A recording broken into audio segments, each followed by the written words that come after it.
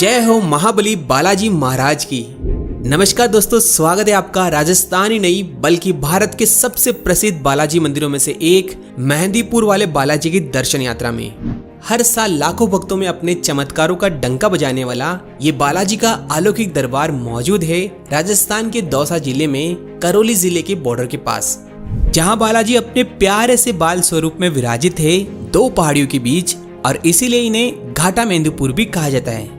जी हाँ भक्तों, यहाँ बालाजी के दिव्य दर्शन मात्र से ही हमारी सभी मनोकामनाएं और जीवन तो सफल होता ही है, साथ ही महाबली हनुमान की सकारात्मक ऊर्जा के प्रभाव से नेगेटिव एनर्जी से परेशान पीड़ित जैसे भूत प्रेत और मानसिक रोगी भी यहाँ चमत्कारी रूप से ठीक होते हैं। तो चलिए विस्तार में जानते हैं मेहंदीपुर बालाजी के बारे में, जैसे यहाँ कैसे आया जा सकता है, यहाँ खाने पीने रहने ठहरने के लिए होटल्स एंड धर्मशालाओं के क्या ऑप्शन है, मंदिर में कपाट खुलने और आरती का टाइमिंग्स क्या होता है, यहाँ सवामणि और अर्जी कैसे लगाई जाती है। इतना ही नहीं, यहाँ आने से पहले और जाने के बाद कौन से नियमों का पालन करना चाहिए, साथ ही कितने दिन का टूर प्लान और बजट के बारे में, और दर्शन करेंगे बालाजी के अलावा कुछ और प्रमुख मंदिरों के, जैसे राम दरबार मंदिर, समाधि वाले बाबा, 3 पहाड़ शक्ति स्थल, 7 पहाड़, माता अंजनी धाम और गगनचुंबी हनुमान जी की इस विशाल प्रतिमा की भी। मतलब एक complete all in one Mehandipur दर्शन यात्रा की संपूर्ण जानकारी वाला वीडियो होने वाला है, इसलिए पूरी वीडियो जरूर से देखें। मैं हूं आपका दोस्त सनी और आप देख रहे हैं टूरनो। तो सबसे पहले आपको बता दें, मेहंदीपुर बालाजी का मेन टेम्पल स्थित है राजस्थान के दौसा में जयपुर आगरा मेन हाईवे से मात्र 2.5 किलोमीटर की दूरी पर, जो जयपुर से 100 किलोमीटर, आगरा से 130 किलोमीटर और दिल्ली और ग्वालियर से 230 किलोमीटर के डिस्टेंस पर ही है। अब यहाँ आने के लिए सबसे बढ़िया ऑप्शन है अपने पर्सनल व्हीकल्स यानी निजी वाहन लेकर आना। जी हाँ, स्पेशली नॉर्थ इंडियंस के लिए यहाँ दौसा से newly made Delhi Mumbai express highway भी गुजरती है और आगरा जयपुर हाईवे तो है ही, इसलिए रोड कनेक्टिविटी मेहंदीपुर के लिए काफी अच्छी है, जहां आपको पार्किंग की व्यवस्था भी मेहंदीपुर में 100 से 150 रुपए में इजीली मिल जाएगी। सेकेंड ऑप्शन है बाय ट्रेन। तो यहाँ का नजदीकी रेलवे स्टेशन एक दौसा स्टेशन 50 किलोमीटर दूर और दूसरा बांदीकुई स्टेशन जो मंदिर से ओनली 30 किलोमीटर की दूरी पर है। यहाँ से आसानी से आपको मंदिर के लिए 50 से 60 रुपयों में लोकल बसेस और जिप्स मिल जाएगी। थर्ड ऑप्शन है बाय बस। तो यहाँ के लिए सभी नियरेस्ट सिटी से डायरेक्टली बसेस मिल जाएगी, जो अधिकतर आपको मंदिर के पास ड्रॉप कर देगी या फिर आपको उतारेगी आगरा जयपुर हाईवे पर मंदिर से 2.5 किलोमीटर दूर इस बालाजी मोड़ पर। यहाँ से कई भक्त पैदल भी जाया करते हैं, वरना जीप और ऑटो की हेल्प ले सकते हो। लास्ट यहाँ का नजदीकी एयरपोर्ट जयपुर ही होने वाला है, जहाँ से कैब्स और बसेस में मंदिर तक आया जा सकता है। दोस्तों, मेहंदीपुर के बारे में कहा जाता है कि आपकी यात्रा को तभी सफल और शुभ माना जाता है जब आप यहाँ पर दिन की दोनों सुबह और शाम की आरतियों में शामिल होते हो। इसलिए जब भी आप मेहंदीपुर प्लान करो, कोशिश कीजिए आप एक दिन पहले रात्रि को यहाँ आ जाओ, ताकि आप यहाँ आकर होटल्स और धर्मशालाओं में फ्रेश होके सुबह अर्ली मॉर्निंग की आरती में शामिल हो सको। फिर दिन में मेहंदीपुर को अच्छे से एक्सप्लोर के बाद कुछ और प्रमुख मंदिरों के दर्शन के पश्चात दिन की दूसरी संध्या आरती में शामिल हो पाओ और बालाजी के अच्छे से दर्शन के बाद फाइनली आप अपने घरों को वापस प्रस्थान कर सकते हो। चलिए अब बात कर लेते हैं मंदिर की टाइमिंग्स और सबसे जरूरी आरती के समय के बारे में। तो सुबह की पहली आरती का टाइम है सवेरे 6 बजे से 6:40 तक, वहीं शाम की आरती का टाइम है संध्या 6:30 से 7:10 तक। यहाँ ध्यान देने वाली बात यह है कि सुबह और शाम दोनों आरतियों के वक्त किसी भी भक्त को मंदिर में प्रवेश नहीं दिया जाता, बल्कि सभी श्रद्धालु मंदिर के बाहर से ही प्रभु के दर्शन करते हैं और आरती के टाइम यहाँ का माहौल बहुत ही सुखद और भक्तिमय होता है। सुबह की आरती के बाद सबसे पहले भक्तों के लिए कपाट खुलते हैं 7 बजे से 11 बजे तक। फिर बालाजी के राजभोग के समय 11:30 से 12 बजे तक पट बंद होते हैं। उसके बाद फिर वापस दोपहर की 12 बजे से शाम 6:30 तक दर्शन कर सकते हो। फिर शाम की आरती के बाद 7:10 से रात्रि 9 बजे तक दर्शन और किए जा सकते हैं, जिसके बाद मंदिर के कपाट बंद कर दिए जाते हैं। वैसे ये टाइमिंग सीजन के हिसाब से थोड़ा ऊपर नीचे हो सकते हैं। दोस्तों, ये बालाजी का पावन धाम करीब 1000 वर्ष पुराना है और ये तब की बात है जब यहाँ के महंतों के पूर्वज गणेशपुरी महाराज को बालाजी ने स्वप्न में दिव्य दर्शन दिए और इन्हें आदेश दिया यहाँ मंदिर की स्थापना कर पीड़ितों की सहायता और सेवा करने को अपने 3 रूपों में। जी हाँ, यहाँ मुख्य बालाजी के साथ भैरव कोतवाल और प्रेतराज सरकार की प्रतिमाएं भी है और ये भी स्वयंभू प्रकट हुई थी। यहाँ बालाजी स्वयं शिव के अवतार मेहंदीपुर के राजा है और इनके सेना के कप्तान भैरव बाबा है, इसीलिए इन्हें भैरव कोतवाल कहा जाता है। तो वहीं प्रेतराज सरकार बुरी आत्माओं के दंडनायक है। आगे मंदिर में प्रवेश करने से पहले आप बाहर इन शॉप से बालाजी के लिए प्रसाद ले सकते हो, जहां बालाजी को मुख्यतः यहाँ लड्डू का भोग लगता है, जो बेसिकली यहाँ 51 रुपए से शुरू होता है। वैसे यहाँ भैरव कोतवाल और प्रेतराज सरकार को भी अलग भोग लगता है, जिसमें भैरव कोतवाल को प्रिय है स्पेशली उड़द की दाल से बनी मिठाइयाँ और दही बल्ले और गुलगुले का भोग। वहीं प्रेतराज सरकार को खीर या पके हुए चावल का भोग विशेष प्रिय है।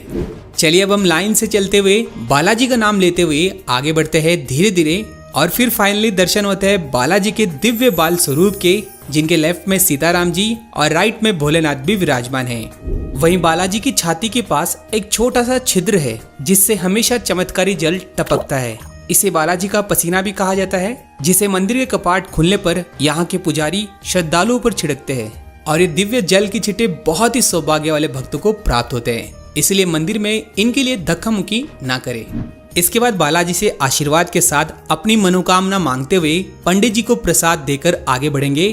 तो बालाजी की दाई ओर ही विराजमान है भैरव कोतवाल। इनके दर्शन और भोग लगाने के बाद थोड़ी सी सीढ़ियां चढ़कर दर्शन होते हैं प्रेतराज सरकार के। यहाँ भी भोग लगाते हुए आगे इनके दीवान के दर्शन के बाद मेन मंदिर के एग्जिट की ओर से बाहर आते हैं। मंदिर में चढ़ाए गए इस नॉर्मल प्रसाद को आप निश्चिंत होकर खा भी सकते हो और अपने घर भी ले जा सकते हो, क्योंकि ये नॉर्मल प्रसाद है। बस ध्यान देना, अर्जी का प्रसाद कभी नहीं लेके जाना, जिसके बारे में अभी हम आगे बात करेंगे। इसके अलावा बालाजी के सवामणि भी बहुत ज्यादा बोली जाती है जब किसी की मांगी गई मुरादें और मनोकामना पूरी होती है तब। वैसे सवामणि का मतलब है सवा मण यानी 51 किलोग्राम प्रसादी, जिसे एक दिन पहले बुक करवाया जा सकता है ऑनलाइन मंदिर ट्रस्ट की ऑफिशियल वेबसाइट और यहाँ के सवामणि एंड डोनेशन काउंटर से। इसमें आपके पास बहुत से ऑप्शन हैं, जैसे 56 भोग, राजभोग, लड्डू पूड़ी, हलवा पूड़ी, जैसे 21 से 40 व्यक्तियों का प्रसाद। प्राइजेस आप वीडियो में देख सकते हो। यहाँ मंदिर ट्रस्ट से सवामणि बुक कराने का फायदा ये है कि आपके 3 मेंबर्स को वीआईपी बॉक्स से एंट्री मिलती है मंदिर दर्शन के लिए, जिसके बाद सवामणि प्रसाद वितरण हॉल से रसीद दिखाकर यहाँ से बॉक्सेस और कंटेनर में पैक किया हुआ प्रसाद खिला भी सकते हो अपनी अपनी धर्मशालाओं में, या फिर आप इसे घर भी ले जा सकते हो। वैसे इस सवामणि के प्रसाद का भोग का समय हर दिन 12 से 2 बजे तक रहता है। इसके अलावा मंदिर के बाहर इन दुकानों से भी सवामणि बुक कर सकते हो सस्ते में, जो सिर्फ 1100 से 2100 रुपए में शुरू हो जाते हैं। और आप चाहो तो अपने घरों से भी सवामणि भंडारा का प्रसाद बनाकर चढ़ा सकते हो, और इससे भी बालाजी खूब प्रसन्न होते हैं। इसके बाद सबसे इम्पोर्टेंट, अर्जी कैसे लगाई जाती है। तो देखिए, किसी परेशानी वाले इंसान के नाम पर अर्जी लगती है। इसमें सबसे पहले रोगी को मंदिर के बाहर इन बैरिकेड्स पर रखा जाता है। फिर रोगी के परिवार का कोई भी सदस्य बाहर इन दुकानों से लड्डुओं का 151 रुपए का अर्जी का स्पेशल प्रसाद मंदिर में ले जाकर भोग लगाएगा। उसके बाद मंदिर से बाहर आकर इस प्रसाद में से 2 लड्डुओं को परेशानी वाले रोगी को खिलाएंगे, और इन 2 लड्डुओं का सेवन करते ही रोगी अजीबोगरीब हरकतें शुरू कर देगा, जिसके बाद काम शुरू होता है प्रेतराज सरकार का, जो इन बुरी शक्तियों को वश में करके दंड देते हैं। इसे देखकर आपको बिल्कुल भी घबराना नहीं है। आगे बाकी के बचे हुए लड्डू के प्रसाद को मंदिर के पीछे जानवरों में बांट दे।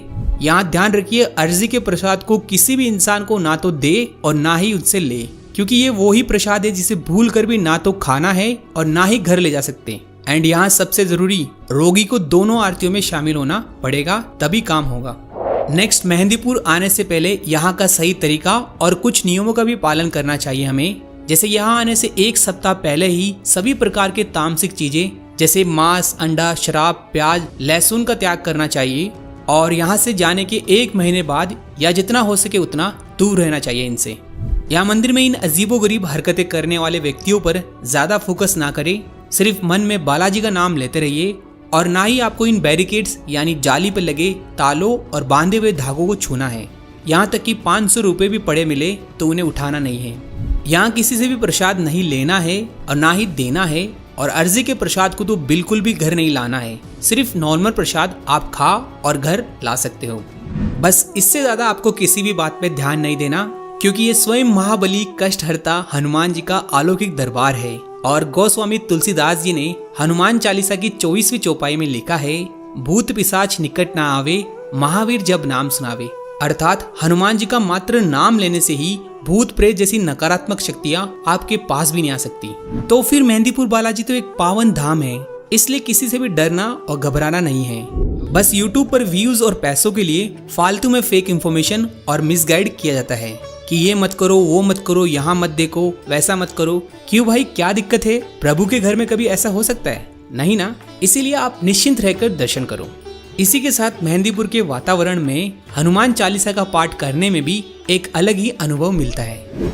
वर्तमान में बालाजी की मुख्य मंदिर का न्यू कंस्ट्रक्शन का काम अभी भी चल रहा है, जो आने वाले टाइम पर और भी अच्छे दर्शन की सुविधा के साथ कई मॉडर्न एमिनिटीज से युक्त होगा। तो चलिए अब बालाजी के मंदिर के अच्छे से दर्शन के बाद आप बचे हुए समय में देख सकते हो सबसे पहले बालाजी के जस्ट सामने श्री राम दरबार को। जी हाँ, ये ब्यूटीफुल सफेद संगमरमर का भव्य कलाकारी वाला अलौकिक मंदिर है, जिसमें बहुत ही सुंदर सीताराम जी की प्रतिमा है, मानो साक्षात प्रभु ही हो, जिनकी बाई और राधा कृष्ण जी भी विराजमान है। नेक्स्ट आप इसी राम दरबार के पीछे की तरफ मौजूद यहाँ के सबसे पहले महंत पूजनीय गणेशपुरी महाराज का समाधि स्थल दर्शन कर सकते हो, जिन्हें समाधि वाले बाबा के नाम से भी जाना जाता है। जहाँ भक्तों की लंबी कतारें इस स्थान का महत्व का डंका बजाती है, वहीं बाबा को प्रसन्न करने के लिए यहाँ दीपक और जलेबी का भोग लगाया जाता है और यहाँ आपको डिब्बों में बालाजी का जल भी मिलता है। इसी के साथ समाधि स्थल का भी न्यू कंस्ट्रक्शन का काम चल रहा है, सर्कुलर शेप की गार्डन्स के साथ। आगे वापस मेन बालाजी मंदिर से आते वक्त पहली राइट साइड की गली से रास्ता जाता है प्राचीन 3 पहाड़ी शक्ति स्थल को, जो बेसिकली ग्रुप ऑफ टेम्पल्स है इसी पहाड़ी पर, जिनमें 3 प्रमुख मंदिर है। ये मुख्य बालाजी मंदिर से 1 किलोमीटर की चढ़ाई यानी 20 से 30 मिनट के आसपास की चढ़ाई करनी होती है, जिसकी शुरुआत होती है इन छोटी छोटी संकड़ी गलियां और दुकानों से होते हुए। यहाँ कुछ सीढ़ियां चढ़ने के बाद पहला प्रमुख मंदिर आता है माँ काली का प्राचीन स्थल, जहाँ पर सिर पर रखकर नींबू काट कर नजर उतारी जाती है। इसके बाद थोड़ी और दूरी पर आता है दूसरा प्रमुख स्थल माता अंजनी का मंदिर। यहाँ पर संतान प्राप्ति के लिए भक्त आते हैं। आगे ढेरों संतों की समाधि स्थल क्रॉस करके लास्ट 3rd टेम्पल पर आते हैं, जो है पंचमुखी हनुमान जी का, और यहाँ पर भी बंधन निवारण का इलाज किया जाता है। वैसे यहाँ ऊपर से पूरे मेहंदीपुर के एरियल व्यू के नज़ारे लिए जा सकते हैं। नेक्स्ट 3 पहाड़ी से उतरकर आप विजिट कर सकते हो पूरे मेहंदीपुर से दिखने वाले हनुमान जी की इस 151 फीट ऊंची विशाल प्रतिमा को, जिसके नीचे राक्षसी मुंह वाली गुफा भी देखी जा सकती है, जिसमें हनुमान जी से जुड़ी घटनाओं को अच्छे से दर्शाया गया है। वैसे ये लोकेशन सेल्फी और फोटोशूट के लिए फेमस है, तो आप भी यहाँ फोटो जरूर से क्लिक कीजिएगा। यहाँ के बाद आप बालाजी के पीछे की ओर पहाड़ी पर स्थित 7 पहाड़ी शक्ति स्थल भी देख सकते हो, लेकिन ये 3 पहाड़ी से बहुत ही मुश्किल है, क्योंकि एक तो बहुत दूर है, ऊपर से सीढ़ियां भी नहीं है, सिर्फ खराब पथरीला रास्ता है। बट यहाँ की भी मान्यता है, और यदि आस्था है तो ये भी जरूर देखिएगा।